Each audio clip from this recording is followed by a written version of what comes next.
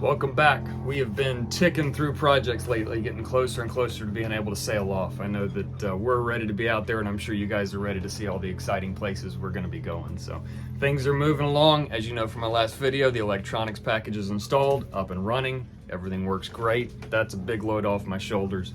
Right now I'm focused on interior projects, rebuilding the port side settee, where I've kind of made it into a whole new setup. I'm redoing the cushions. We've got a whole new platform, new back, all that kind of stuff.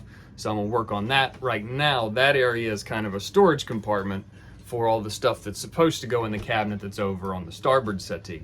The starboard settee is the one where we had a port that was leaking right onto the cabinet, rotted out the entire cabinet, caused some black mold to set in, and so I had to go through and rebuild that entire cabinet, and then also clean up the black mold, which will be done today, and then I can get the cabinet in, which means we can move all the stuff that's on the port side settee over to the starboard side, which is fantastic. Then I can get the port side settee cushions made, which is one of my last sewing projects that I need to get knocked out, and I got to get those done because of the fact that the sewing machine is borrowed from a friend, and I need to get it back to him because I'm sure he's tired of loaning it out to me. I've had it for a long time, and much longer than I had told him I was going to, but we also had a few more projects that had to get knocked out. So, but getting those done today. And I also, this week, another big one is I tested the water quality in our water tanks. So we have a 150-gallon water tank under our floorboards. It's the original water tank from back in 1977.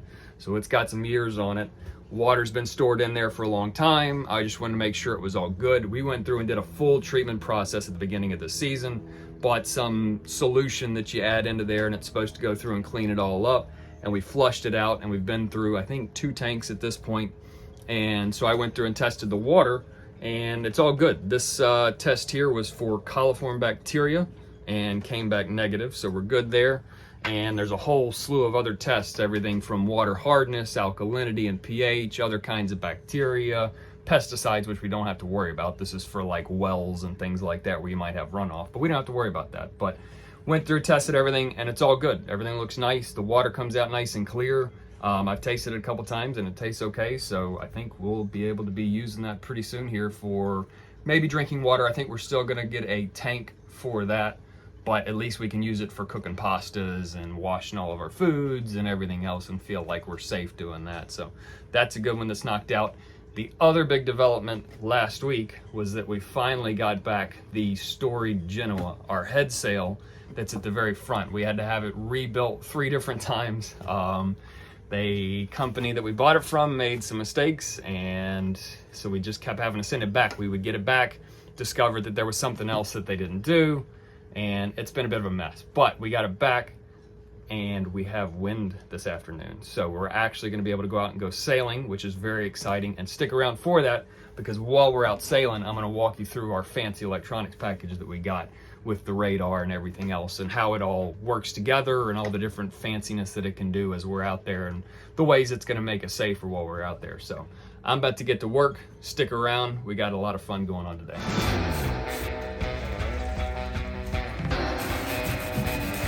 Part 1 is done, which is cleaning up the area where the cabinet's supposed to go. Now I just got to go out and do a little bit of cleanup on the cabinet, and then it can get installed. So moving along.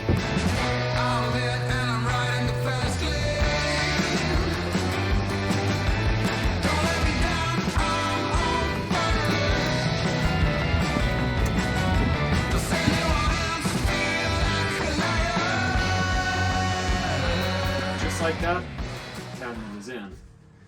Got it all screwed into place. It's all nice and sturdy. Looks much better than it did before. Everything behind it's cleaned up. Almost ready to pull everything from the port side that's stored over there and organize it. But before I do that, I gotta do something that I've kind of needed to do for a while. Few years. Yeah, it's a little bit of a hoarder thing. So I gotta go down through underneath here where I have all kinds of different stuff. An old spares box of things I need to go through. Got plumbing parts that I don't need anymore, and just all kinds of things. This has sort of become a catch-all. Whenever we bring something and we don't know where to put it, just throw it right in there. So I got to go through, cull a lot of this stuff, and reorganize everything else, and then we can start moving everything over, and I can work on the port side settee. Here we go. I didn't realize this whole time you had been hoarding things in there. Ah, it's not completely hoarding, just more needing to organize things and Yeah, get it straightened up a little bit. I never organized it for you because I didn't want you to not know where anything was. Ruin your messy organization. Yeah, I appreciate that.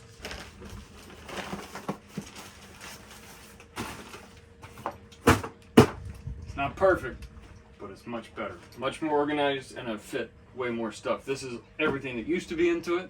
All the other stuff's gone that we didn't need, and plus I've been able to fit all my tools, my spare boxes and my screw boxes and everything else, and all of the electrical wire. So much more organized. Not perfect, but it's much better than it was before. And I can close it and be done with it for right now.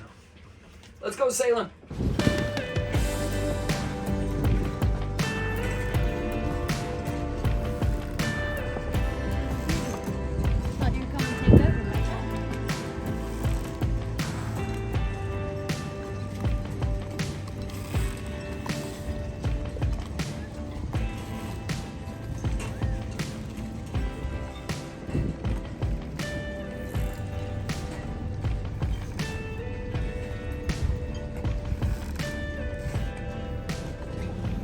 Leaving the dock for our first sail of the season.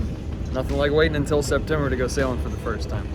Kelly's up front getting everything disconnected, and in reality I should be back in the back getting all my stuff disconnected, but I had to get some shots over, so I'm about to go do my job.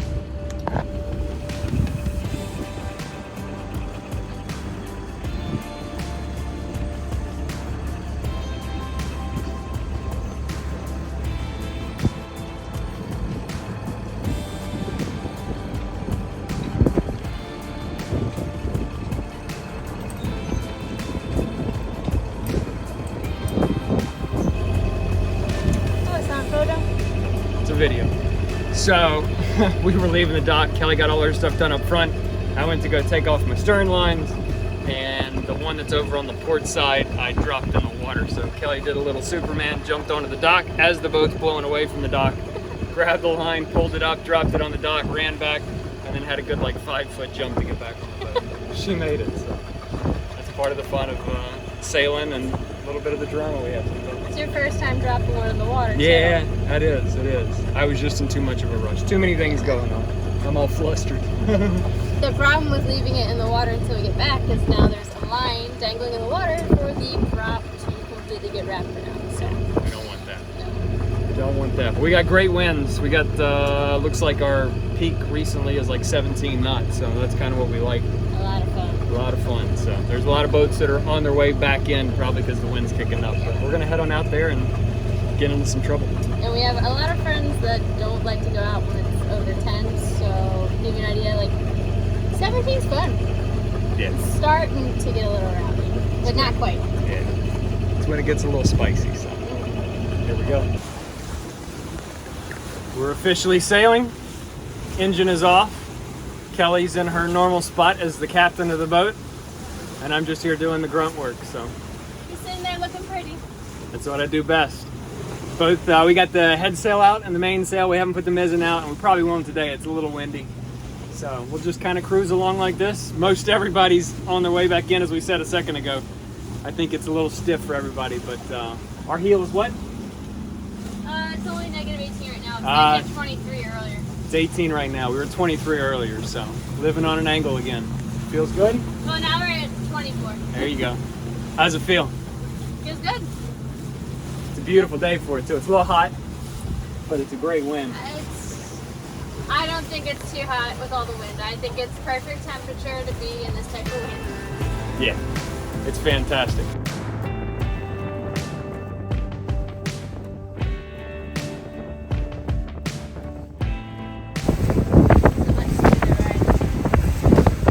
Yeah, the rudder's almost like perfectly centered too. I wish I had the rudder feedback unit, but we'll have that soon. So. Like without that giant billowing, I don't know, 40-year-old. It's like a bag, just a shopping bag hanging out in front of us. This one actually could be like flat. Cinnamons aren't as spicy as they used to be. That's okay. I'm okay with that.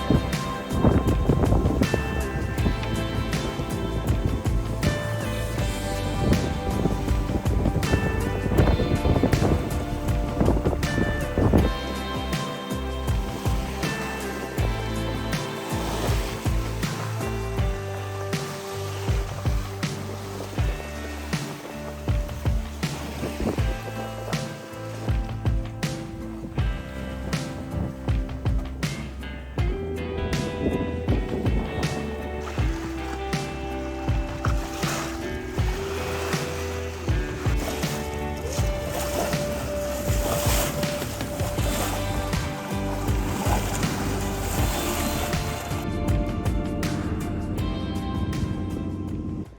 the excitement of our first sail yesterday and the fact that whenever we left the marina we immediately went into crab pot land where we were just constantly dodging crab pots, I never got the opportunity to walk through our electronics package. So it's the next day after our first sail. We had a great first sail, but I did want to do a quick run through of our fancy new electronics package and all of the different features, the way that it integrates together, and just the ways that it's going to keep us safer and on course as we're out there in the world. So our electronics package consists of a chart plotter, which is sort of the central brain of everything, a radar that's mounted up on the mast that actually gives us sort of a view of what all is off in the distance, and it can also do some weather tracking. It has a AIS system, which is an automatic identification system, that basically it broadcasts out our GPS location and our direction and speed, and it also receives information from other boats equipped with AIS that gives their GPS location, direction, and speed as well, so that you can see if maybe you're on the same course as another boat that's equipped with it. It's great if you're out in the middle of the Atlantic and you have a freighter that is off in the distance to see, are we gonna actually come into contact or are we gonna be way off, and that way you can avoid them.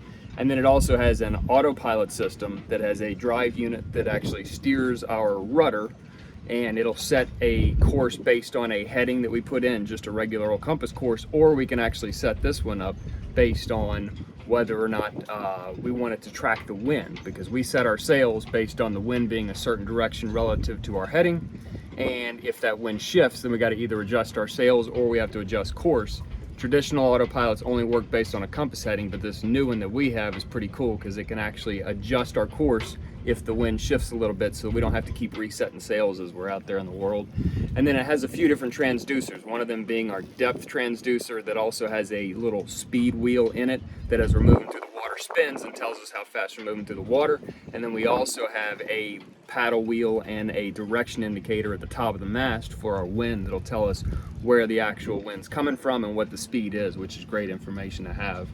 And all of that different stuff networks together.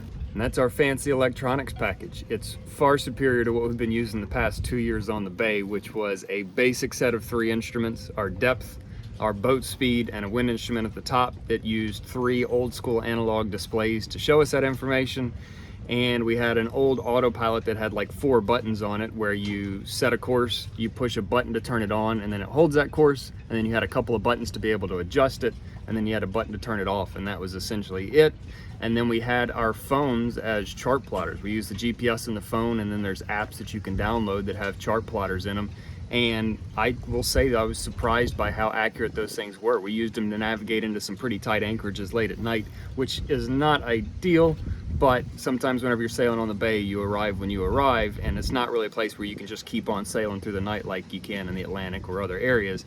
You gotta stop. So we were able to use them to come in pretty tight areas, and they were extremely accurate. But this new system with the radar, which is going to be fantastic and keep us much safer, the AIS, which is going to be great as we're out, you know, off in the middle of the Atlantic or navigating through foggy areas or whatever else, just going to make our lives much easier, and it's going to allow us to sleep better as we're out there, knowing that we have all this information we can use to keep ourselves safe. But thanks for coming along for the journey. Make sure to subscribe so that you can keep coming along for the rest of the journey, and we will see you next week.